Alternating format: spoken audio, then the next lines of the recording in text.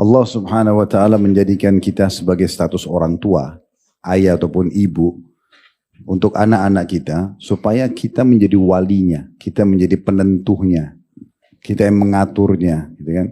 Dari kecil, dari bayi kita yang atur susunya, pakaiannya, itu harusnya berurut-urut terus, sampai ke masalah pendidikannya.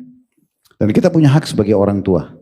Kita hanya bisa memberikan opsi pilihan kepada anak-anak di saat kita menemukan anak itu memang sangat dewasa. Seperti ini misalnya mau masuk kuliah, dia udah dewasa sekali dan memang dia bijaksana dalam memilih. Tetapi tetap saja kita sebagai orang tua punya hak. Misalnya kita mengatakan kalau kita pun melihat dia sudah sangat dewasa, tapi saran ibu, saran ayah adalah jurusan agama. Karena 1, 2, 3, 4, 5. Saya termasuk salah satu dari anak-anak yang ayah saya tentukan. Waktu masih awal masuk kuliah memang masih gejolak. Pengen coba seperti orang lain gitu ya. Karena saya pembawa acara inspirasi jadi saya nggak pernah cerita itu.